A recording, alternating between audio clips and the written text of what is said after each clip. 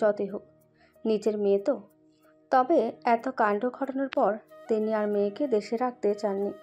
সরাসরি কানাডায় স্থায়ীভাবে থাকতে চায়নি। বাবাকে অনেক বুঝিয়ে শুনিয়ে শুধরে যাওয়ার প্রতিশ্রুতি দিয়ে এবার ফিরেছে। ফিরেই শ্রেয়া আর রিয়ার সঙ্গে এক কফি শপে দেখা করলো। তিনজনে বসে গল্পে মেতে উঠেছে।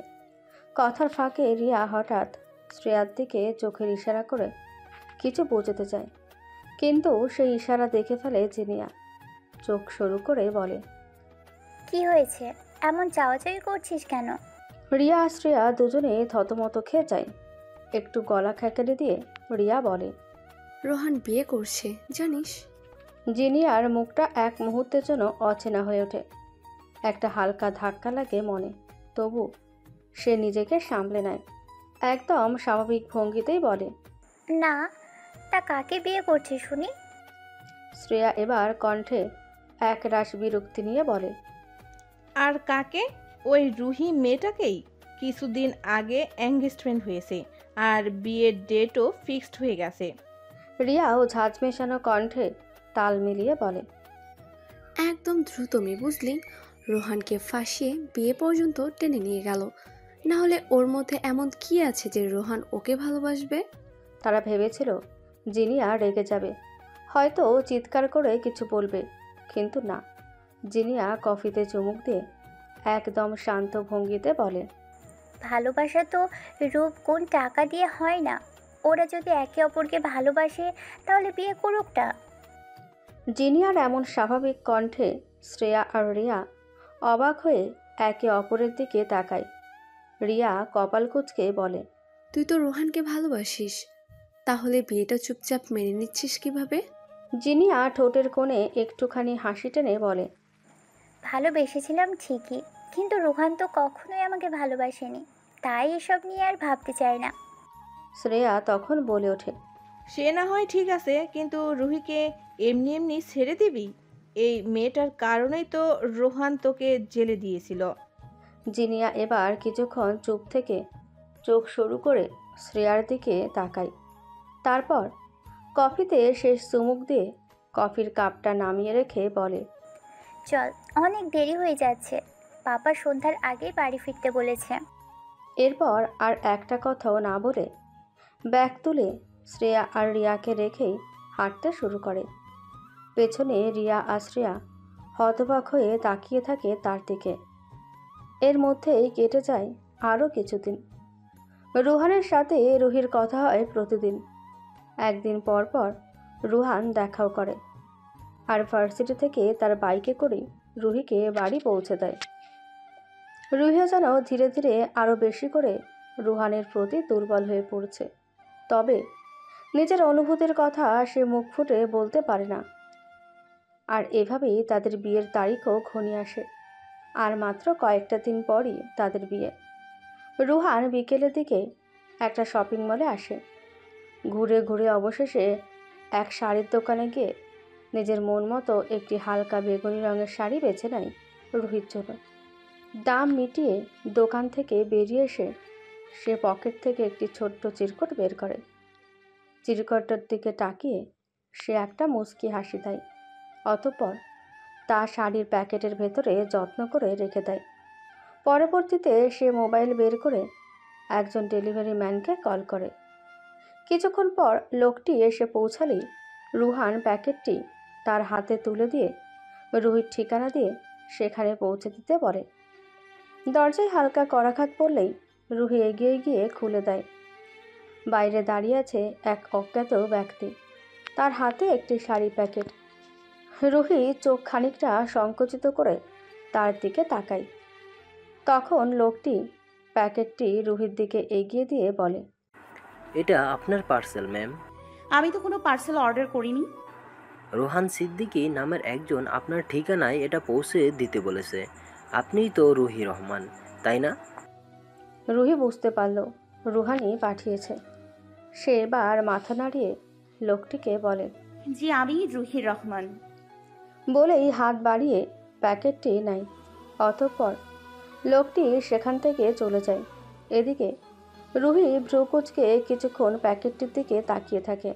তারপর ধীরে ধীরে বিছানায় বসে প্যাকেটটা খুলে দেখে ভেতরে একটা জমকালো জামরঙা শাড়ি, সঙ্গে ছোট্ট একটা চিরকুটটা হাতে তুলে নিয়ে চোখ বোলায় রুহি। সেইটুকু কাগজে রুহানের নিজের হাতের লেখা।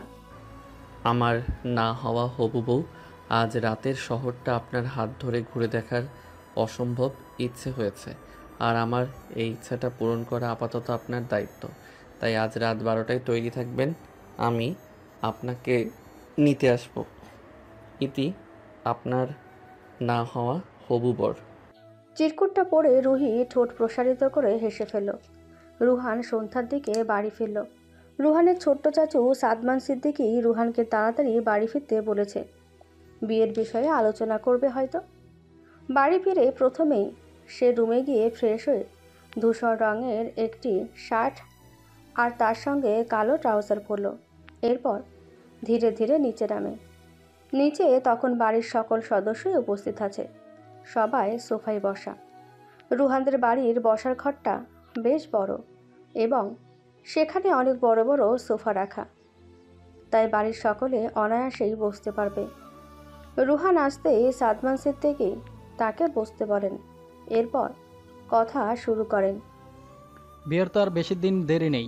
বড় ভাই বলছে বিয়েটা কমিউনিটি সেন্টারে করতে, আর তাছাড়া এখন তো আর বেশি সময়ও নেই। গেস্টদের ইনভাইট করতে হবে, বিয়ের সব কেনাকাটা করতে হবে।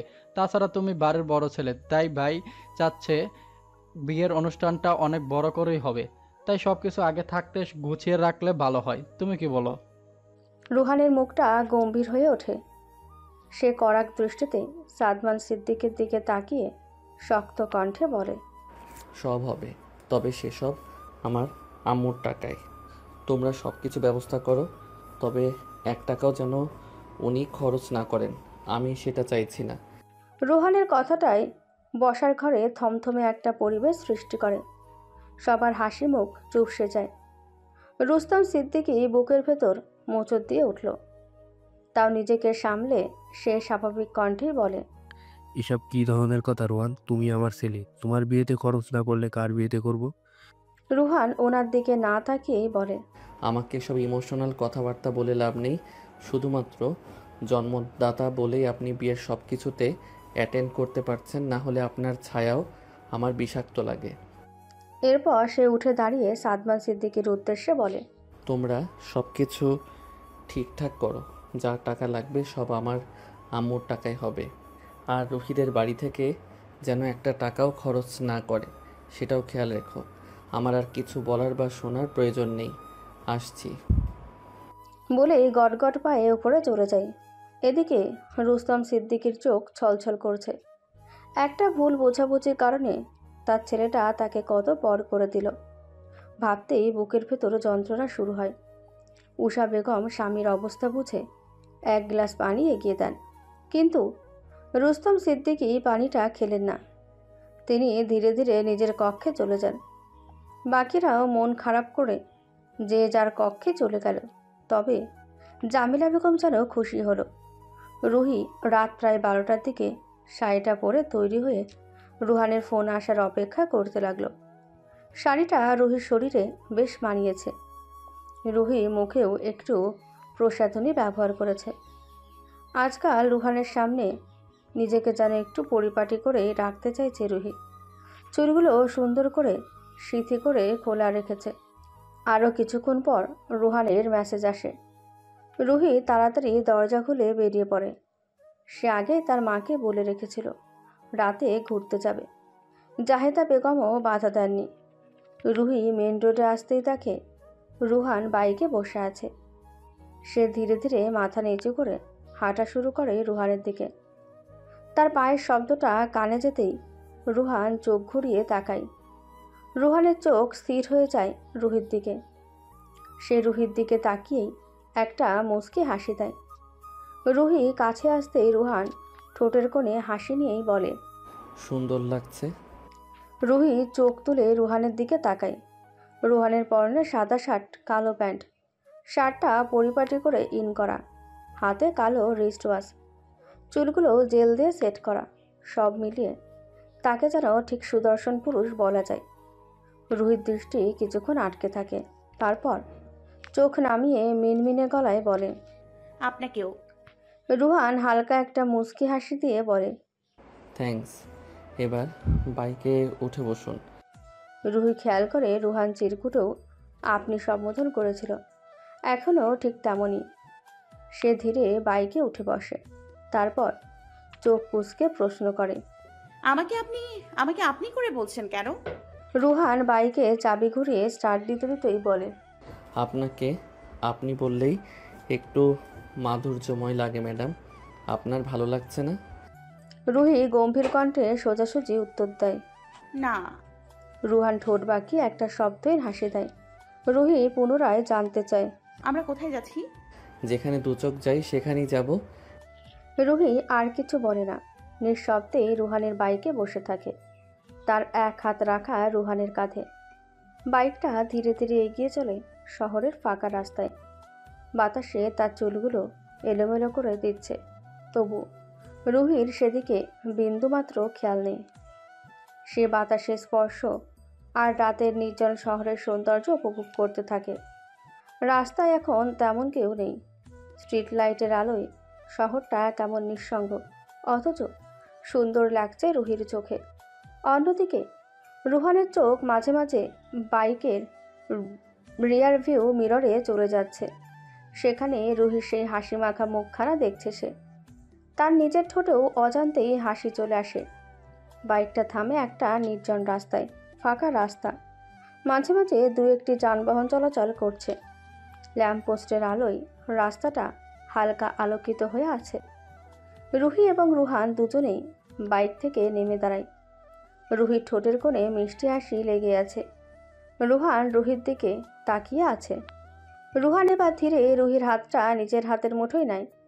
রুহি একবার হাতের দিকে তাকিয়ে রুহানের চোখে চোখ রাখে, অতঃপর নিজেও রুহানের আঙুলের ভাঁজে হাত রাখে। এরপর দুজনে রাস্তায় অনেকক্ষণ হাঁটাহাঁটি করে। শুধু হাঁটাহাঁটি বললে ভুল হবে।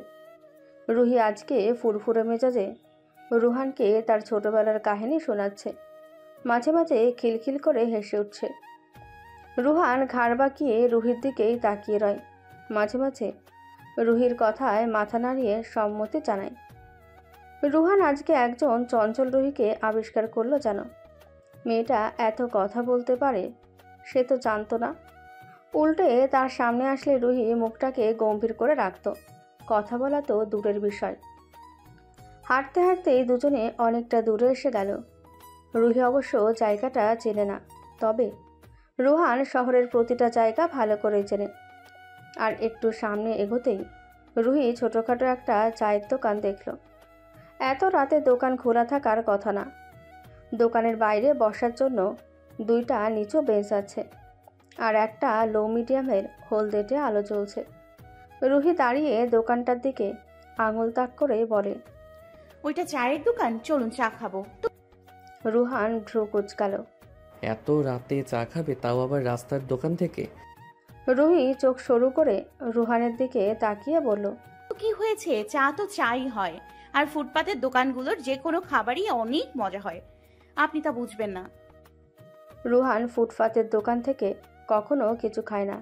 তার মতে এসব অস্বাস্থ্যকর খাবার শরীরের জন্য ক্ষতিকর। আর এদিকে রুহি বলছে অনেক মজা। আচ্ছা, সে এবার নাক সিটকে বলে, তুমি জানো এসব খাবার বানানোর সময় দোকানদারগুলো ভালোভাবে হাত পর্যন্ত ধয় না, তার উপর আবার দুনিয়ার মশা মাছি এগুলোর উপর ভৌ ভৌ করে। এসব নাকি তোমার মজা লাগে? রুহি এই পর্যায়ে নাক মুখ কুঁচকে ফেলে। খাওয়াতে পারবেন না সেটা বলুন না, অহেতুক ছি মার্কা কথা বলছেন কেন? রুহান রুহির মুখোমুখি হয়ে দাঁড়িয়ে শুধালো। এসব ছিমার্কা কথা? রুহি মাথা নাড়িয়ে বলে, শোনো তাহলে, আমি আমার লাইফের একটা এক্সপেরিয়েন্স শেয়ার করি। রুহি চোখ সরু করে তাকালো। রুহান এবার বোঝানোর ভঙ্গিতে বলতে শুরু করে, একদিন আমি জনিদের সাথে ঘুরতে বেরিয়েছিলাম বিকালে। সাথে গাড়ি নিয়ে যাইনি বলে সবাই হাঁটতে হাঁটতে ক্লান্ত হয়ে গেছিল। সবার এবার পানি পিপাসা লেগে গেল। আশেপাশে কোনো রেস্টুরেন্ট না থাকায় সবাই পানি খাওয়ার জন্য একটা ফুটপাতের ফুচকার দোকানে গেলাম পানি কিনবো বলে। গিয়ে দেখি সেই ফুচকাওয়ালা ভদ্রলোক এক হাতে তার পশ্চাৎ দেশে বিশ্লেষণমূলক চুলকানি দিচ্ছেন। আর তারপর সেই মহান হাত দিয়েই শুরু করলেন ফুচকার আলু মাখানো। আমরা সবাই দাঁড়িয়ে তাকিয়ে আছি, আর ওই পাশে মেয়েরা কি আনন্দ নিয়ে ফুচকা খাচ্ছে, যেন এটাই স্বর্গীয়। রুহানকে থামিয়ে দিয়ে চিৎকার দিয়ে ওঠে রুহি। এতক্ষণ সে মনোযোগ দিয়ে রুহানের কথা শুনছিল, আর এই লোকটা, আচ্ছা। সে বা রুহানের বুকে মৃদু ধাক্কা দিয়ে বলে ওঠে, আপনি একটা অসভ্য লোক, আমার খাওয়ার মুডটাই নষ্ট করে দিলেন। বলেই হনহনিয়ে উল্টো দিকে হাঁটা ধরল। রুহান চোখ ছোট করে রুহির যাওয়ার দিকে তাকালো, মাথা চুলকে বিড়বিড় করে, যাক বাবা, আমি আবার কি করলাম? রুহি অনেকটা দূরে চলে গিয়েছে দেখে রুহান একটু জোরে হেঁটে রুহিকে ডাকতে লাগলো। রুহি রুহানকে পাত্তা দিল না, উল্টে হাঁটার গতি বাড়িয়ে দিল। রুহান এবার দৌড়ে লাগালো। নিজেকে এখন 18 বছরের তরুণ মনে হচ্ছে, যে তার গার্লফ্রেন্ডের রাগ ভাঙানোর জন্য পিছু নিচ্ছে। রুহান দৌড়ে রুহির রাস্তা আটকে বলে, রাগ করছো কেন ফায়ারফ্লাই? আমি তো জাস্ট সত্যিটা। রুহানের কথা শেষ হওয়ার আগেই রুহি আঙুল উঁচিয়ে বলে, আর একটা পচা কথা বললে কিন্তু। রুহান এবার রুহিকে থামিয়ে দিয়ে অপরাধীর ন্যায় বলে, আচ্ছা সরি, আর বলবো না, চলো তোমাকে চা খাওয়াবো। থাক, আমার আর খাওয়ার মুড নেই, বাড়ি যাব, কাল সকালে কোচিং আছে। এত তাড়াতাড়ি চলে যাবে? রাগ করে বলছো নাকি? রুহি কোমরে হাত দিয়ে বলে, কয়টা বাজে খেয়াল আছে আপনার? রুহান ঘড়িতে সময় দেখল, প্রায় 2টোর কাছাকাছি হতে চলল। সে এবার দীর্ঘশ্বাস ফেলে বলে, ওকে চলো। দুজনে আবার পাশাপাশি হেঁটে বাইকের কাছে গেল। বাইকে বসতে যাবে এমন সময় ঝুম বৃষ্টি পড়তে শুরু করলো। রুহানের কপালে ভাঁজ পড়ে গেল। কিছুক্ষণ আগে তো কত সুন্দর চাঁদের আলো মিটমিট করছিল, হুট করে বৃষ্টি নামলো। রুহান দূরেই একটা দোকান দেখতে পেল, ওখানে দাঁড়ানো যাবে। সে তাড়াতাড়ি রুহির হাত ধরে বলে, বৃষ্টিতে ভিজে যাব, তাড়াতাড়ি ওখানে চলো। রুহি হাত ছাড়িয়ে নিয়ে ফুরফুরে কণ্ঠে বলে, না, একটু বৃষ্টিতে ভিজি। রুহান ভ্রুকুচকে বলে, তোমার না দেরি হয়ে যাচ্ছে, আর তাছাড়া বৃষ্টিতে ভিজলে ঠান্ডা লাগবে, চলো ওখানে। রুহি একটু ভাব নিয়ে বলল, শুনুন, আমি বৃষ্টিতে ভিজলে না জ্বর হয়, না সর্দি হয়, না কাশি হয়, এমনকি কনকনে শীতেও আমি দিব্যি ফ্রিজের ঠান্ডা পানি খেতে পারি, একটু কিছু হয় না। এসব ছোটখাটো জিনিস আমার কাছে একদমই কোনো ব্যাপার না, বুঝলেন? রুহান চোখ সংকুচিত করে রুহির দিকে তাকালো। রুহি আবার বলে ওঠে, আমি বৃষ্টি উপভোগ করি, আপনি কে দাঁড়িয়ে থাকুন। বলে সে রাস্তার মধ্যে গিয়ে ভিজতে শুরু করে। রুহান নিজের জায়গা থেকে নড়ে না, ভিজে জুবুথুবু হয়ে পড়ছে। সে এক দৃষ্টিতে রুহির দিকে তাকিয়ে রইল। রুহি নানা অঙ্গভঙ্গিতে ভিজছে, কখনো দুহাত ছড়িয়ে ঘুরছে, তো কখনো হাত দিয়ে বৃষ্টির ফোঁটা স্পর্শ করছে। বেশ কিছুক্ষণ কেটে যাওয়ার পরও রুহির আসার কোনো খবর নেই। রুহান এবার এগিয়ে গিয়ে রুহিকে বলে, অনেকক্ষণ ধরে ভিজছ, চলো এবার। রুহি শুনল না। রুহানের প্রত্যুত্তরে বলে, আরেকটু, এমনিও আম্মুর জন্য ভিজতে পারি না। রুহি, অনেক রাত হয়েছে কিন্তু। আর কিছু হবে না। বলে সে নিজের মতো দুহাত আড়াআড়িভাবে মেলে ঘুরতে থাকে। রুহান টের পেল রুহি তার কথায় কর্ণপাত করবে না, তাই সে রুহির দিকে আরেক ধাপ এগিয়ে গিয়ে তাকে পাজা করে তুলে নেয়। হুট করে এমন করাতে রুহি একটু হকচকিয়ে গেল। দ্রুত রুহানের গলা জড়িয়ে ধরল। রুহান রুহির দিকে তাকিয়ে বলে, অসম্ভব তেরামি করো তুমি। রুহি প্রত্যুত্তর করল না, বাচ্চাদের মতো ঠোঁট উল্টে রুহানের দিকে তাকিয়ে রইল। রুহান বাইকের কাছে যেতে যেতেই বলে, এভাবে তাকিয়ে থাকলে হার্টবিট বেড়ে যায় জান।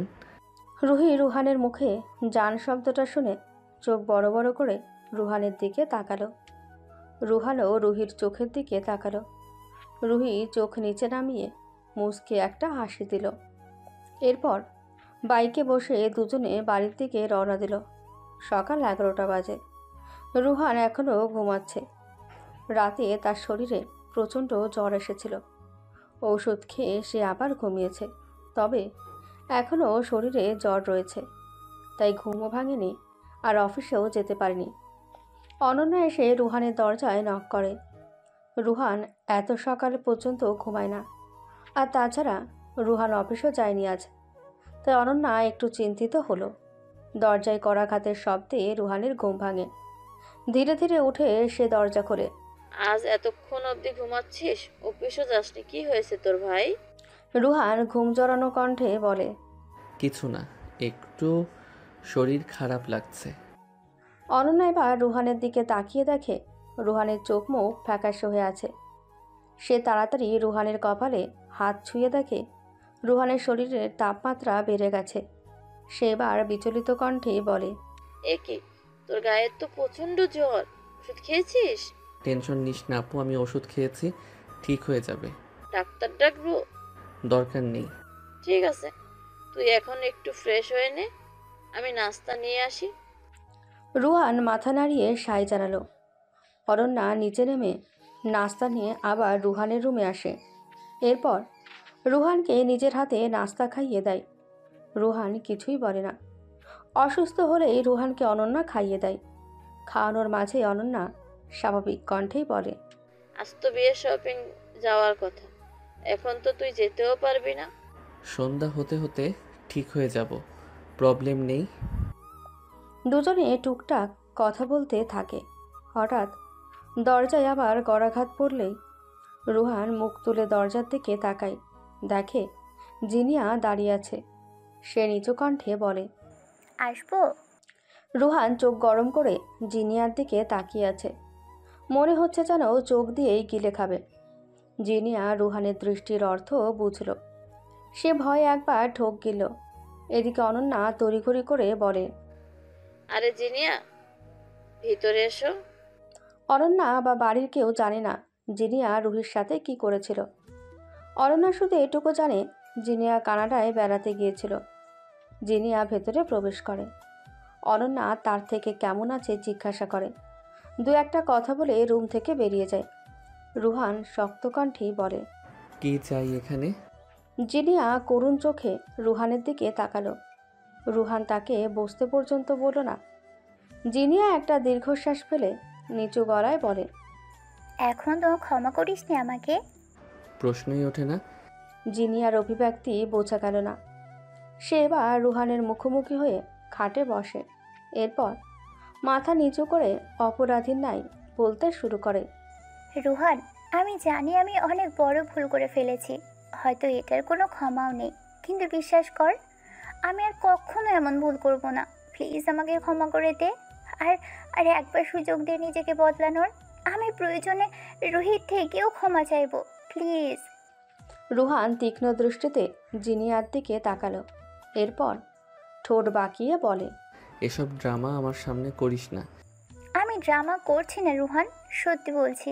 I want to change my self, please আমায় ক্ষমা করে দে। বলতে বলতে জিনিয়ার চোখ দিয়ে পানি গড়িয়ে পড়ল। সে পানিটা মুছে নিল। রুহান আবারও আগের ভঙ্গিতেই বলে, কিন্তু আমি তোর নাটকে গলছি না, তাই ফালতু প্যাচাল না করে এখান থেকে বেরিয়ে যা। আর হ্যাঁ, রুহির আশেপাশেও যেন তোকে না দেখি। জিনিয়ার চোখ থেকে এবার অনবরত পানি পড়তে থাকে নিঃশব্দে। সে কিছুক্ষণ রুহানের দিকে তাকিয়ে রইল।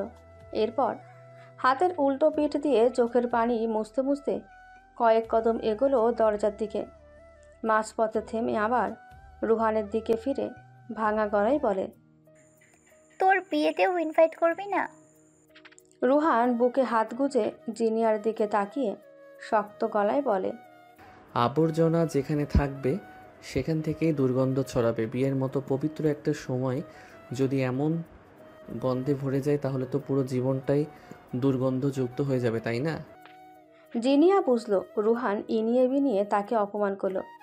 সে আর কিছু না বলে ধীরে ধীরে বেরিয়ে গেল। রুহান ওর যাওয়ার দিকে তাকিয়ে বিড়বিড় করে বলেন, ডিসগাস্টিং। রুহি, মিথিলা, মিসমি, আরিফা চারজন ক্লাস শেষে কথা বলতে বলতে ভার্সিটি থেকে বের হলো। তাদের কথার বিষয় হলো রুহি আর রুহানের বিয়ে।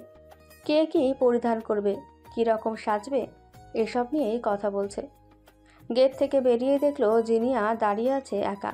কাঁধে একটা ছোট ব্যাগ, পরনে টপস এবং জিন্স, চোখে রোদ চশমা। দেখে মনে হচ্ছে কারোর জন্য অপেক্ষা করছে। রুহিদের খেয়াল করেনি হয়তো। চারজনে ওকে পাত্তা না দিয়ে পাশ কাটিয়ে চলে যেতে চাইল, কিন্তু জিনিয়া রুহিকে দেখে তড়িঘড়ি করে রুহিকে ডাক দিল। রুহি থমকে দাঁড়ালো, পেছন ফিরে জিনিয়ার দিকে তাকালো। জিনিয়া রুহির সামনে এক কদম এগিয়ে গেল, চোখ থেকে চশমাটা খুলে ব্যাগে রাখলো। এরপর স্বাভাবিকভাবেই বলে, তোমার সাথে ইম্পর্টেন্ট কথা আছে আমার, একটু সাইডে চলো। রুহি ভ্রুকুচকে জিনিয়ার দিকে তাকিয়ে রইল।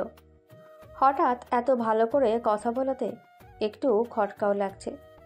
যে মানুষটা তাকে এত বড় একটা বিপদে ফেলেছিল, সে এত ভালো করে কথা বলে একটু অবাকই লাগার কথা। সে কিছু বলার আগে মিথিলা জিনিয়াকে বলে, যা বলার এখানেই বলুন, সাইডে যেতে হবে কেন? জিনিয়া রেগে গেল না, বরং শান্ত কণ্ঠে বলে, ওর সাথে আমার পার্সোনাল কথা আছে, বেশি দূরে যেতে হবে না, তোমাদের চোখের সামনেই থাকবে। রুহি শক্ত কণ্ঠে বলে, আমার মনে হয় না আপনার সাথে আমার পার্সোনাল কোনো কথা থাকতে পারে। জিনিয়া পূর্বের ন্যায় বলে, আচ্ছা এখানেই বলি, তোমরা একটু দূরে গিয়ে দাঁড়াও। শেষ কথাটা মিথিলাদের উদ্দেশ্যে বলে। অগত্যা মিথিলা, মিসমি, আরিফা একটু দূরে গিয়ে দাঁড়ায়। জিনিয়া এবার হুট করে রুহির দুহাতে নিজের দু হাতের মধ্যে নেয়। রুহি বিস্ময় চোখে হাতের দিকে তাকিয়ে জিনিয়ার দিকে তাকায়। জিনিয়া করুণ কণ্ঠে বলে, রুহি, আমাকে ক্ষমা করে দাও প্লিজ। আমি ক্রোধের বশে তোমার সাথে এত বড় অন্যায় করে ফেলেছিলাম, কিন্তু তোমার জন্য রুহান আমাকে শাস্তি দিয়েছে, পুলিশ দিয়েছিল আমাকে, পাপা জামিন করিয়েছিল আমাকে, এরপর কানাডায় পাঠিয়ে দিয়েছে। কথা বলতে বলতে তার চোখের কোণে পানি জমে গেছে। একটু থেমে সে আবার বলে, আমি এখন নিজেকে বদলাতে চাই রুহি, তাই প্লিজ তুমি আমাকে ক্ষমা করে দাও। আর রুহানকেও বলো আমায় ক্ষমা করে দিতে। রুহান আমার সাথে ভালো করে কথা পর্যন্ত বলেনি। আমি জানি আমি অন্যায় করেছি, আর তার জন্য তো আমি শাস্তিও পেয়েছি। বলো, এখন শুধু তোমরা আমাকে ক্ষমা করো প্লিজ, না হলে আমি নিজেকে নিজেই ক্ষমা করতে পারবো না। রুহি খুব মনোযোগ দিয়ে জিনিয়ার সব কথাই শুনল। জিনিয়ার চোখ থেকে পানি গড়িয়ে পড়ছে অনবরত। এসব কি সত্যি নাকি অভিনয়, রুহি বুঝতে পারল না। তবে যে জিনিয়া তার সাথে সবসময় চড়া গলায় কথা বলতো, সে আজকে রুহির কাছে কেঁদে কেটে ক্ষমা চাচ্ছে। ব্যাপারটায় রুহির কাছে একটু মায়া লাগলো। সেবার জিনিয়াকে শান্ত স্বরে বলে, ঠিক আছে, করলাম ক্ষমা, এবার আমাকে ছাড়ুন, আমার দেরি হয়ে যাচ্ছে। জিনিয়া যেন খুশি হলো রুহির কথায়। সে তড়িঘড়ি করে নিজের চোখের পানি মুছল। এরপর একটু হাসি দিয়ে বলে, ওকে, কিন্তু তুমি একটু রুহানকে বলিও আমাকে একবার ক্ষমা করতে। ও হয়তো এখনও আমাকে বিশ্বাস করতে পারছে না। রুহি মাথা নাড়িয়ে সায় জানালো। জিনিয়া আবার রুহির দুই বাহু ধরে মুচকি হেসে বলে, অ্যান্ড কংগ্রেচুলেশন, রুহান তোমাকে ভীষণ ভালোবাসে। আই থিঙ্ক সে তোমার জন্য সব কিছু করতে পারে, জানো। রুহি মাথা নাড়িয়ে একটা স্মিত হাসি দিয়ে বলে, থ্যাঙ্কস, আর বিয়েতে আসবেন। এ পর্যায়ে জিনিয়া একটু মন খারাপ করে বলে, রুহান তো আমাকে বিয়েতেও ইনভাইট করলো না, কিভাবে যাই বলো। আমি তো ইনভাইট করছি, চলে আসবেন। শিওর, তুমি যাও তাহলে। আর হ্যাঁ, থ্যাঙ্কস আমাকে ক্ষমা করার জন্য, না হলে নিজেকে সারা জীবন অপরাধী মনে হতো। রুহি একটা মুচকি হাসি দিল। এরপর জায়গাটা প্রস্থান করলো। জিনিয়া রুহির যাওয়ার দিকে তাকিয়ে রইল কিছুক্ষণ, এরপর নিজেও চলে গেল। রুহি হাঁটতে জিনিয়ার কথাগুলো ভাবতে লাগলো। আদৌ কি জিনিয়া নিজেকে পরিবর্তন করতে চাচ্ছে নাকি অন্য কিছু? রুহি মনে মনে বিড়বিড় করলো, না বদলালে তো এভাবে ক্ষমা চাইতো না। সে আর কিছু না ভেবে মিথিলাদের বিদায় জানিয়ে বাড়ির উদ্দেশ্যে চলে গেল।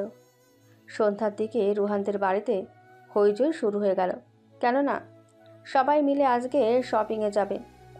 রায়ানের বিয়ের সময় বড়রা না গেলেও এবারে বড়রাও যাবে, শুধু রুস্তম সিদ্দিকী বাদে। ওনার শরীর খারাপ থাকায় যাবেন না। জনি, ঈশান, সাব্বির ও রুহানের বাড়িতে চলে এসেছে। সবাই নিচে আড্ডাতে মশগুল হলো। রাখা তৈরি হয়ে নিচে নামতেই প্রথমে চোখ গেল জনির দিকে।